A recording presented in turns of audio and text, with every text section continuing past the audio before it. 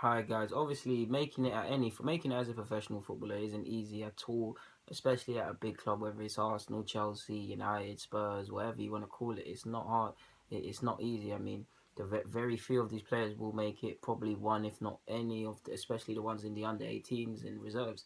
So we know it's hard, but although I don't, feel I'm being a bit harsh on us. I do feel to a degree since Liam Brady left. Well, he still at the club in an advisory role, but since he stopped the youth head of youth stuff, it's gone backwards. I mean, I've told you guys in videos how I used to rather naughtily leave school early to go and watch these sort of games. We looked better. The training looked more intense. Like whether the players were considered prospects or not, there was a bit. They were sharper. Collectively, the squads were stronger. Less schoolboy errors. I mean, the best squad's got to be the FA Youth Winning Cup squad. All of them still playing, bar a few to decent levels. And not an AKO. I think he wasn't in that. Afobe's playing in the Prem. Wilshire's still here, obviously. Ozia Cook got sold for a decent amount. Ailing's in the lower leagues of the Championship. There's a lot of decent players there. J. Emmanuel Thomas is somewhere. So yeah, and I just constantly see the new age guys just constantly go out of the FA Youth Cup. Don't get me wrong, you don't judge success on just winning. I don't feel winning is the be all and end all. Of course, the academy football's a bit silly because there's not enough emphasis on. We're in a paradox where there's not enough emphasis on winning. So you do see to a degree a lot of the young players come through and they don't have that fight, which is why they don't really get a chance. But I do believe winning to a degree promotes a winning attitude, especially a club like Arsenal, which I want to see win again. We need to promote winning from top to bottom. The FA Youth Cup, you need to understand, I want it to be a thing where the young kids would understand, yes, you've won the FA Youth Cup, it means nothing, but it's a platform, it gives you a taste, it makes you want to work harder. You win the FA Youth Cup and things like that, the manager takes an eye to you. Not only that, what prospects have come through Barawobi, and off the top of my head, I can't think of any, forgive me if I'm wrong, but who's come through? We've seen no defensive prospects. Speaking of defensively, I'll tell you why. Because from top to bottom, we make the same errors. I've watched a lot of our FA Youth Cup, a lot of our Youth Champions League, which we went out of the groups. I don't think we've ever done anything decent in that.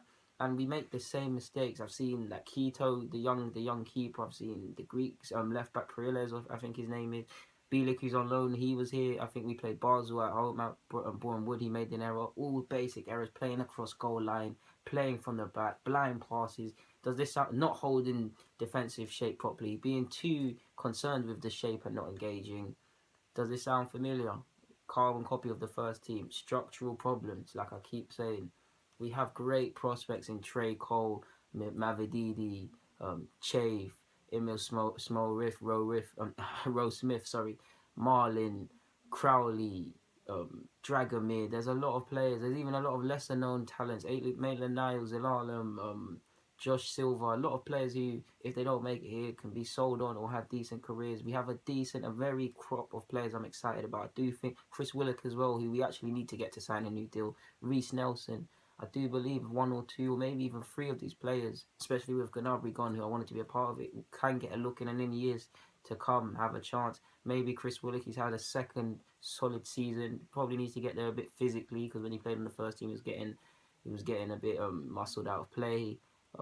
Probably needs to go on loan. I don't feel he needs to go on loan. I'd like to see him promoted and kept around the squad, but he could go on loan for the fighting aspect I'm talking about and the physicality side and needing to do things quicker. But yeah, of course, with Arsenal and United and Spurs, I mean, we have top academies, but Chelsea and City are leading the way. You do feel like the clubs I previously mentioned will get chances and do have equally as talented players than these clubs, but these clubs are running away with it. Obviously, it's very unlikely at either club that the majority will get chances, but we need to find a way to marry both together because you look at City's success and you look at Chelsea's. If they're not winning the Youth Champions League, they're winning the FA Youth Cup or they're setting some sort of record. They're doing something positively, which naturally I want for my club. Ultimately, Yonkers gone. I won't say he done a bad job. Questionable recruitments in the youth policy ranks. Guys that were not of par for Arsenal. There's still some guys that are not par. Some dodgy loans for a lot of players. Stephen O'Connor, Ayoma. There's a lot of, especially the ones in Holland. Even Crowley. Crowley's one. In fact, to be fair, Crowley's one I can see actually is benefiting him. Decent recruitment as well. He's utilised his contacts, but yeah, it hasn't been good enough ultimately, and that's probably why you haven't seen any players of recent get a look in. Obviously, you have the likes of Adelaide and things like that, But I want us to get back to that level where we had decent homegrown players, we were decent competing in the youth side, getting to quarterfinals and things like that. Players that were foreign recruits were either given a chance here to make it or be sold on for profit. Likewise, the homegrown players, and yeah, and just players with an appetite. So when they go straight into the first team or have a chance in the first team, they see what is required. So yeah, in conclusion, I mean it's going to be a big summer. We know with the talk of the director of football, question marks over the playing squad and the manager.